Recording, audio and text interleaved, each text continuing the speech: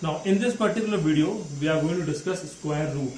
जैसे हमने पहले भी डिस्कस कर रखा है, तो I am going to explain you.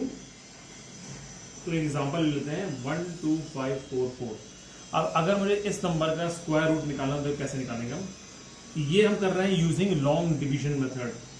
जो इस पर्टिकुलर वीडियो में हम डिस्कस कर रहे हैं वो है long division method. This is one of the most important method. तो इसको हम देखेंगे कैसे सॉल्व करते हैं. तो 1 2 5 4 4. अब इसका जो रूट निकालेंगे तो लॉन्ग डिवीजन मेथड करने के लिए हम क्या करेंगे, राइट डाउन लाइक दिस 1 2 5 4 4. अब यहाँ पे हम दो की पेयरिंग करते हैं. What we do is we do pairing. तो डेसिमल पार्ट यहाँ पे है, तो डेसिमल के राइट हैंड साइड डेसिमल के लेफ्ट हैंड साइड से पेयरिंग होती है. जैसे फॉर एग्जाम्पल अपने पास ये है 1 2 5 4 4. तो डेसिमल यहाँ पे आएगा, तो डेसिमल के लेफ्ट हैंड जब बढ़ेंगे तो पेयरिंग ऐसे हो जाएगी. ये वन अकेला रह जाएगा, जो अकेला रहेगा लास्ट में उसको छोड़ देंगे. अगर इधर भी नंबर होते हैं तो उनमें भी डबल की पेयरिंग चलती रहती है, और लास्ट में कंप्लीट करने में उसमें जीरो ऐड करना पड़ता है. बस ये ध्यान रखना है. फॉर एग्जाम्पल अगर मेरे पास होता 25.2 ऐसा कोई नंबर होता, तो यहाँ पे तो ये तो पेयर कंप्लीट है, लेकिन यहाँ पे जब हम राइट हैंड साइड बढ़ते हैं तो राइट हैंड साइड बढ़ने के लिए हमें इस तरह डबल जीरो पेयरिंग करनी पड़ती है. तो यहाँ पे हमें जीरो ऐड करना पड़ेगा.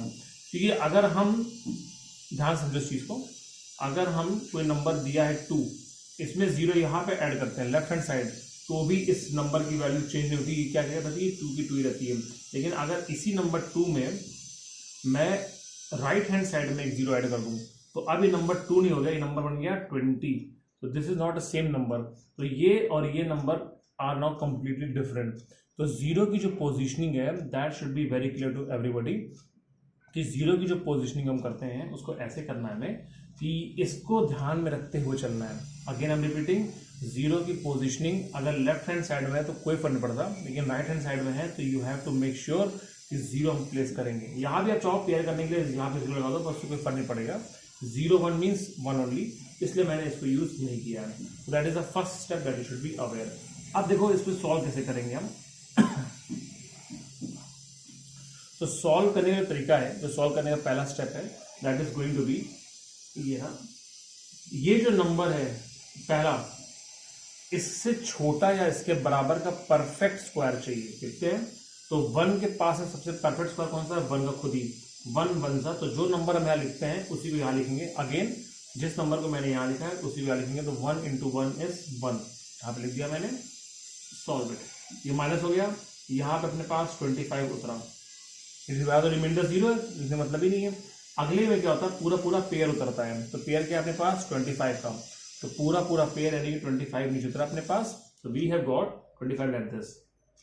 इसके बाद जो नंबर हमने यहाँ पे लिखा है नया, अगेन आई एम रिपीटिंग, जिस नंबर को मैंने यहाँ पे लिखा है नया उसी नंबर को मैंने यहाँ पे लिखा है, और ये नंबर आपस में मल्टीप्लाई होकर यहाँ पे रिजल्ट आएगा. इसी तरह इसी नंबर को हम दोबारा यहाँ लिखेंगे और ऐड करेंगे.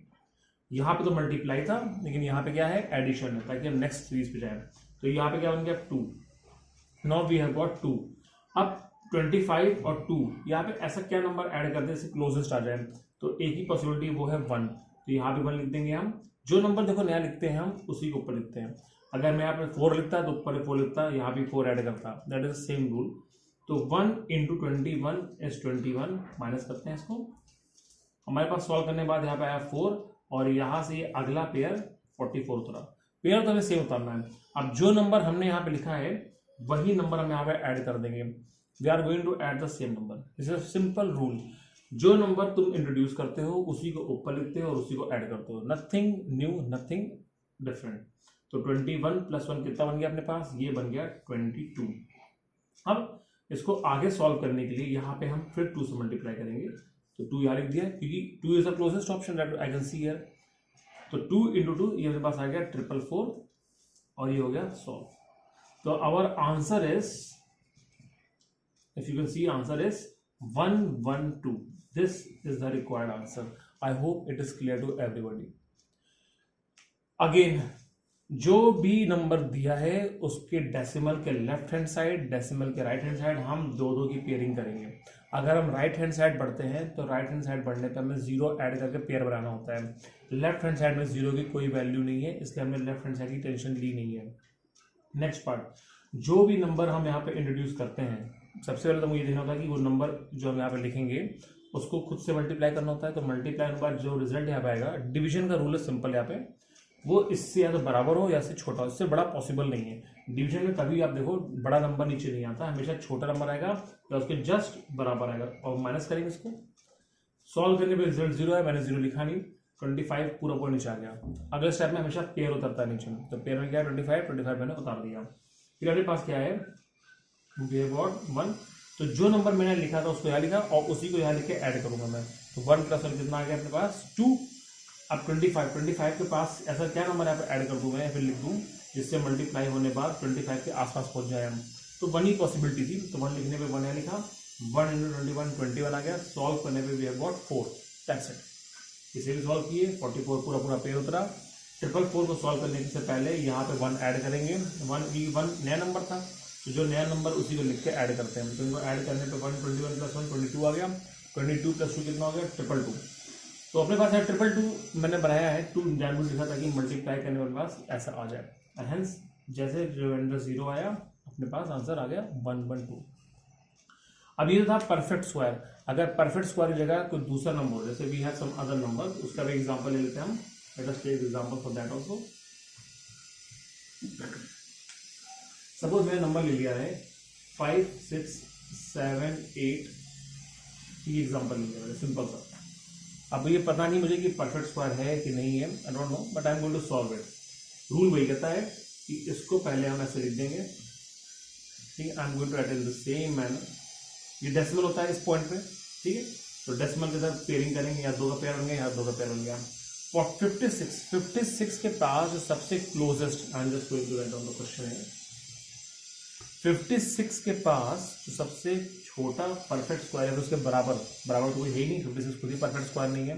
तो 56 से छोटा परफेक्ट स्क्वायर 7 का आता है, तो जिसका आगे उसको लिख दिया पे 7 7 49 ऐसे।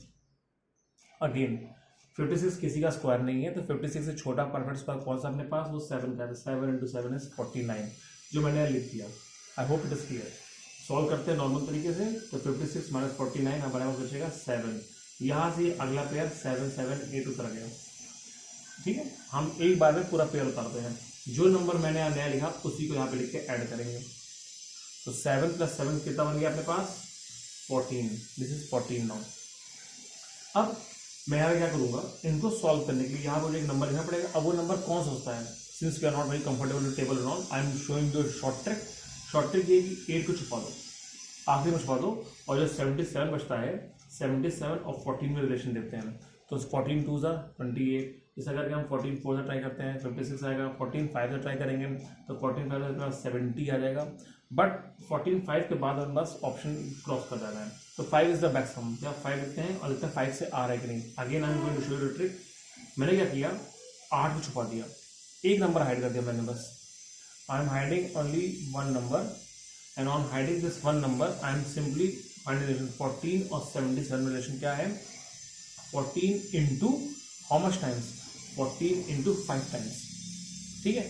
तो 14 इंटू 5 टाइम्स अपना 70 बन रहा है, यानी कि 5 इज द प्रोबेबिलिटी। मैंने 5 यहाँ लिख दिया और 5 यहाँ लिख दिया। अब सॉल्व करते हैं। तो 5 × 5 25, 2 carry, and then we have got 72, जैसे हमने सॉल्व किया था पहले। तो वी हैव गॉट 725। इसको सॉल्व करते हैं। सॉल्व करने पे अपने पास आया यहाँ पे 3 और 5।